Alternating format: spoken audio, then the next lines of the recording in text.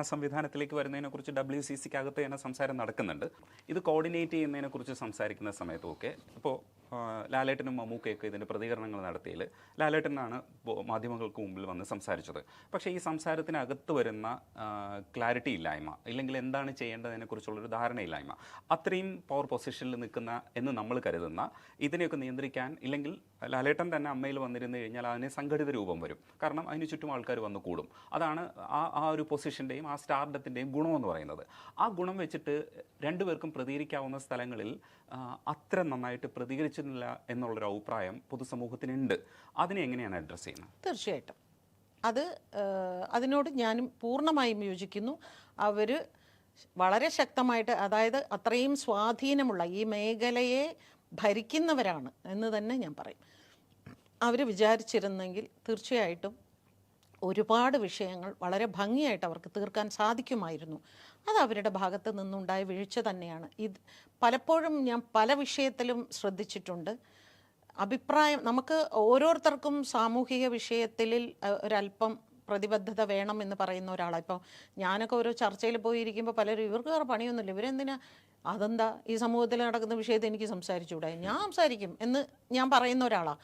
പക്ഷേ അപ്പോൾ പോലും അവരാരും അഭിപ്രായം പറയാറില്ല. കാരണം ഇതൊന്നും നമ്മളെ ബാധിക്കുന്ന വിഷയമല്ല എന്ന രീതിയിലാണ്. ഇപ്പോൾ നടിയുടെ വിഷയത്തിൽ പോലും അന്ന് ഞാൻ അവർക്കെതിരെ നിന്ന ഒരാളാണ്. അതേ സംഘടനയ്ക്കെതിരെ ഞാൻ ചാനലുകളിൽ ഘോരഘോരം ഞാൻ സംസാരിച്ച ഒരാളാണ്. അവിടെ എന്തുകൊണ്ടാണ്, അവിടെയും ഈ പറയുന്ന നിങ്ങളൊക്കെ അത് പറയുമായിരിക്കും, സ്ത്രീകളെല്ലാവരും മൗനമായിരുന്നു. അതിലുള്ള ഭൂരിഭാഗം സ്ത്രീകളും അവരുടെ ഭാഗത്ത് നിന്നാണ് അവർ സംസാരിച്ചതും നേരത്തെ പറഞ്ഞ മാതിരി പലതരത്തിലുള്ള കോലും ബഹളവും ഒക്കെ ഉണ്ടാക്കിയതും. അതൊക്കെ ഞാൻ സമ്മതിക്കുന്നു. പക്ഷേ യഥാർത്ഥത്തിൽ അവർ രണ്ടുപേരും വിചാരിച്ചിരുന്നെങ്കിൽ ഈ വിഷയങ്ങളെല്ലാം കുറേ കൂടി ഭംഗിയായിട്ട് അവർക്ക് ഡീൽ ചെയ്യാൻ പറ്റുമായിരുന്നു. കാരണം അവരുടെ ശബ്ദത്തിന് കുറേ കൂടെ ജനശ്രദ്ധ കിട്ടും, കുറേ കൂടെ ഗൗരവം കിട്ടും. അവർ ശബ്ദിച്ചിരുന്നെങ്കിൽ ഇവിടുത്തെ നിർമ്മാതാക്കളും തിയേറ്ററും അങ്ങനെയുള്ള പലർക്കും പല മാറ്റങ്ങളും ഇവിടെ കൊണ്ടുവരാൻ സാധിക്കും. അത് അവർ രണ്ടുപേരും സംസാരിക്കാതിരുന്നതിൽ എനിക്കും നല്ല പ്രതിഷേധം.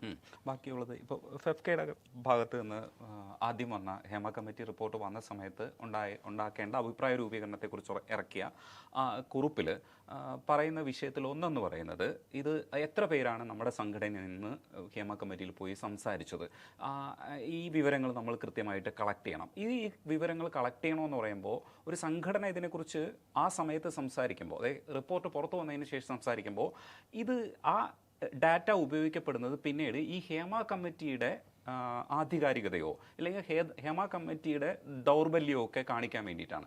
അവിടെ ഹേമ കമ്മിറ്റിയുടെ ദൗർബല്യം ചൂണ്ടിക്കാണിക്കുകയാണോ അതേ ശരിക്കും ഈ വിക്ടിംസിനൊപ്പം നിൽക്കേണ്ട നിലപാടുകൾ എടുക്കുന്നതിനെക്കുറിച്ച് കൃത്യമായിട്ട് അതിനകത്ത് പറയുന്നുണ്ട്. പക്ഷേ ഇങ്ങനെ ഒരു ഡാറ്റയും കൂടെ കളക്ട് ചെയ്യുമ്പോൾ ആ ഫോക്കസ് പോയിന്റ് നഷ്ടപ്പെടില്ലേ എന്നാണ്.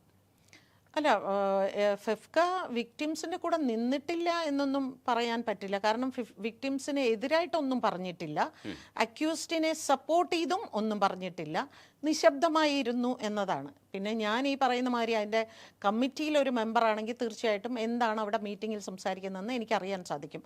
ഞാൻ അതിൻ്റെ കമ്മിറ്റിയിലൊന്നും ഞാൻ അംഗമേ അല്ല. ഞാൻ ഇവിടെയുള്ള ഒരുപാട് മെമ്പേഴ്സിൽ ഒരാളായിട്ടാണ് ഇപ്പോൾ നിൽക്കുന്നത്. ഞാൻ മുൻപായിരുന്നു, ഞാൻ ജോയിൻറ്റ് സെക്രട്ടറി ആയിരുന്നു, വൈസ് പ്രസിഡൻ്റ് ആയിരുന്നു, അതൊക്കെ ആയിരുന്നു. പക്ഷേ ഇപ്പം ഞാൻ അതിലൊന്നുമല്ല.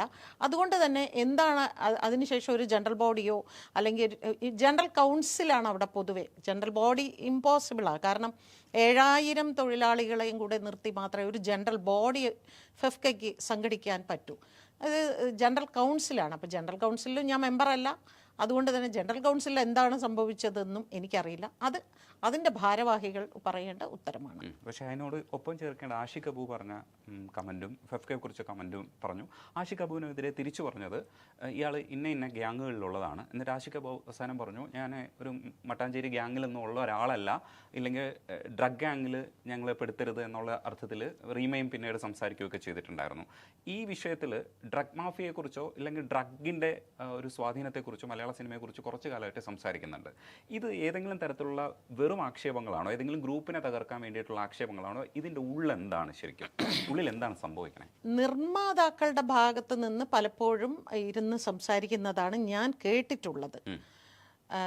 ഭയങ്കരമായിട്ട് ഡ്രഗ്സ് ഇതിനുള്ളിൽ കിടന്ന് കളിക്കുന്നുണ്ട് എന്നുള്ളത് നിർമ്മാതാക്കൾ പൊതുവേ ഒരു പരാതിയായി പറഞ്ഞ് കേട്ടിട്ടുണ്ട്. പക്ഷേ എന്നിട്ടും അതിന് എതിരെ രംഗത്തിറങ്ങാത്തത് അവർക്ക് അവരുടെ സിനിമകൾ വിൽക്കണം, സിനിമ നടക്കണം എന്നുള്ളത് കൊണ്ടാണ്.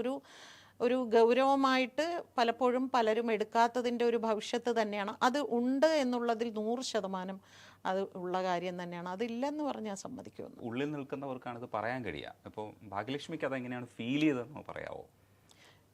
നിർമ്മാതാക്കൾ അനുഭവിച്ച ബുദ്ധിമുട്ടുകളാണ് അവർ പറയുന്നത്. ഇപ്പോൾ ചില ആർട്ടിസ്റ്റുകൾ, എല്ലാവരെയുമല്ല, ചില വിരലിലെണ്ണാവുന്ന ചില ആർട്ടിസ്റ്റുകൾ, അവർ ഈ പറയുന്ന അവരുടെ കാരവാനകത്ത് ചെല്ലുമ്പോൾ നമ്മൾ ആകാശത്ത് മേഘക്കൂട്ടങ്ങളുടെ ഇടയിൽ പോയി ചെന്ന് വീണ പോലെ തോന്നാറുണ്ട്. അവരുടെ മുറികളിൽ ഇങ്ങനെയൊക്കെ പലതും ആളുകൾ പറഞ്ഞ് ഞാൻ കേട്ടിട്ടുണ്ട്. എനിക്ക് ഷൂട്ടിംഗ് ലൊക്കേഷനിൽ പോകേണ്ട ഒരു ആവശ്യമില്ലാത്തത് കൊണ്ട് ഞാനിത് കണ്ടിട്ടില്ല. പക്ഷേ ഇങ്ങനെ സാധാരണ നിർമ്മാതാക്കൾ, അതായത് വലിയ ഈ പറയുന്ന നിങ്ങളൊക്കെ പറയുന്ന പ്രമുഖർ, അങ്ങനത്തെ ആൾക്കാരല്ല, സാധാരണ ചില സിനിമകൾ ഇങ്ങനെ വർഷങ്ങളോളം നീണ്ടു പോകുന്നുണ്ട് പലരുടെയും.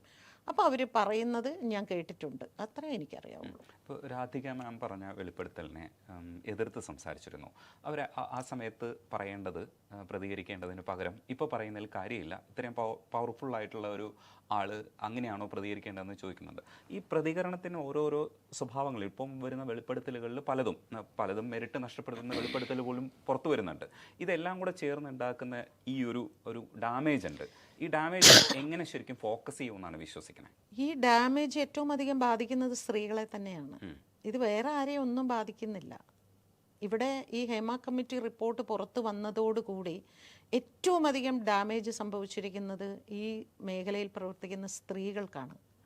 അതിൻ്റെ ചെറിയൊരു പ്രതിവിധിക്ക് വേണ്ടിയാണ് ഞാൻ ആ സ്ത്രീകളുടെ കൂടെ പത്രസമ്മേളനത്തിൽ വന്നിരുന്നത്. അവരുടെ ഇടയിൽ ചില കുട്ടികൾ, ഞാൻ ആത്മഹത്യ ചെയ്താൽ എന്ത് ചെയ്യും മാഡം, എനിക്ക് എൻ്റെ നാട്ടിലുള്ളവർ ചോദിക്കുന്നു, നീ ഇങ്ങനെയാണോ എന്ന്. അപ്പോൾ ഈ ഹേമ കമ്മിറ്റി റിപ്പോർട്ട് കൊണ്ട് ഉണ്ടായിരിക്കുന്ന ഏറ്റവും വലിയ, അതായത് അതിൻ്റെ ഫോക്കസ് മാറിപ്പോയി. എന്തിനാണ് ഹേമ കമ്മിറ്റി ഇവിടെ ഉണ്ടാക്കിയത്, എന്താണോ നമ്മൾ ചർച്ച ചെയ്യേണ്ടത്, അത് വിട്ടിട്ട് ഈ ഒരു വിഷയത്തെക്കുറിച്ച് മാത്രം സംസാരിച്ച് സിനിമാ മേഖലയെ മുഴുവനും അടച്ച് ആക്ഷേപിച്ചു കൊണ്ടിരിക്കുമ്പോൾ, ഇപ്പം രാധിക എന്ന് പറയുന്ന ഒരു വ്യക്തിയെ എന്നൊക്കെ പറയണേ, ഇപ്പം നേരത്തെ നിങ്ങൾ പറഞ്ഞു ഇതിൻ്റെ ട്രോമ വളരെ വലുതാണ്, അവർക്ക് അങ്ങനെ പറ്റില്ല, പറയാൻ പറ്റുന്നൊക്കെ, അതൊക്കെ വേണമെങ്കിൽ ഒരു പരിധി വരെ ഞാൻ സമ്മതിച്ചു തരാം. പക്ഷേ രാധികയെ പോലെ ഒരാൾ, അവരൊന്നും അങ്ങനെ ഒരിക്കലും സംസാരിക്കരുത്. കാരണം അവർ എല്ലാ രീതിയിലും സ്വാധീനമുള്ളൊരു വ്യക്തിയാണ്. പൊളിറ്റിക്കലായിട്ടാണെങ്കിലും സിനിമയിലാണെങ്കിലും ടെലിവിഷൻ മേഖലയിലാണെങ്കിലും എല്ലാ മേഖലയിലും വളരെയധികം സാമ്പത്തികമായിട്ടും അതെ, അങ്ങേയറ്റം ഇതിൽ നിൽക്കുന്ന ഒരാൾക്ക് പോലും അതിനെതിരെ റിയാക്ട് ചെയ്യാനുള്ളൊരു ശക്തി വരുന്നില്ല, അല്ലെങ്കിൽ താല്പര്യമില്ല. ഒരു തമിഴ് ചാനൽ ഇൻ്റർവ്യൂവിൽ അവർ തന്നെ ഓപ്പണായിട്ട് പറഞ്ഞു. എനിക്ക് അതുകൂടി കേട്ടപ്പോൾ കുറേ കൂടി സങ്കടം തോന്നി. അവരോട് ചോദിച്ചു, ഇങ്ങനെ നിങ്ങൾ എന്തുകൊണ്ട് റിപ്പോർട്ട് ചെയ്തില്ല എന്ന് ചോദിച്ചപ്പോൾ അവർ പറഞ്ഞു, ഞാനെന്തിനാ റിപ്പോർട്ട് ചെയ്യണം, അതെൻ്റെ ജോലിയല്ലല്ലോ, അത് അവരവരുടെ സേഫ്റ്റി നോക്കിക്കോണം. ഇപ്പം ഞാൻ അവരവരുടെ സേഫ്റ്റി അവരവർ നോക്കണം എന്ന് പറയുമ്പോൾ നിങ്ങൾ സ്ത്രീ വിരുദ്ധ എന്ന് പറയും. രാധിക പറയുമ്പോൾ അത് സ്ത്രീ വിരുദ്ധതയല്ല.